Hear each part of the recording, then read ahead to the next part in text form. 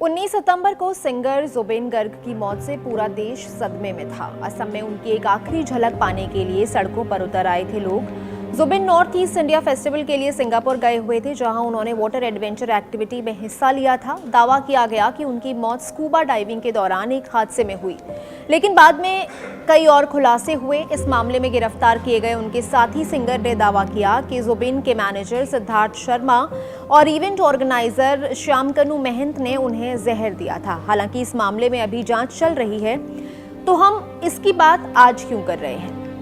दरअसल हाल ही में ऐसा ही एक और मामला सामने आया है। 17 नवंबर को ओडिया सिंगर ह्यूमान सागर की मौत हो गई। वो 34 साल के थे। उनकी मौत की वजह मल्टीपल ऑर्गन फेलियर बताई जा रही है। ह्यूमान की मौत के बाद उनकी मां ने उनकी ऐसी हालत का जिम्मेदार मैनेजर को ठहराया है। उनकी मां शेफाली सुना ने कहा, मेरे बेटे का इस्तेमाल किया गया। उसकी तबीयत खराब होने के बावजूद भी उससे जबरदस्ती स्टेज शोज करवाए गए। शेफाली ने उन खबरों का भी खंडन किया जिनमें ये कहा गया था उन्होंने ह्यूमान के इलाज के लिए पैसों की मदद मांगी है। उन्होंने कहा, मैंने अपने बेटे के इलाज के लिए कभी भीख नहीं मांगी, मुझे सिर्फ उसके लिए न्याय चाहिए। उन्होंने एम्स भुवनेश्वर की मेडिकल टीम का शुक्रिया भी किया। 14 नवंबर को ह्यूमान सागर की तबीयत अचानक बिगड़ गई थी। दोपहर 1 बजे उन्हें एम्स भुवनेश्वर में भर्ती कराया गया था। जांच में पता चला कि उनके कई अंग काम नहीं कर रहे हैं। उन्हें acute on chronic liver failure, dilated cardiomyopathy और बायलेटरल निमोनिया हुआ था। 2 दिन के इलाज के बावजूद गायक का 17 नवंबर को शाम 9:08 पर निधन हो गया। ह्यूमान के निधन की खबर के बाद ओडिशा के मुख्यमंत्री मोहन चरण मांझी ने उन्हें श्रद्धांजलि दी।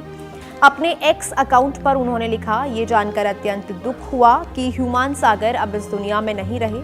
उनकी आवाज़ ने न जाने कितने लोगों के दिलों को छू लिया है। ओडिया संगीत के लिए उनका योगदान हमेशा याद किया जाएगा।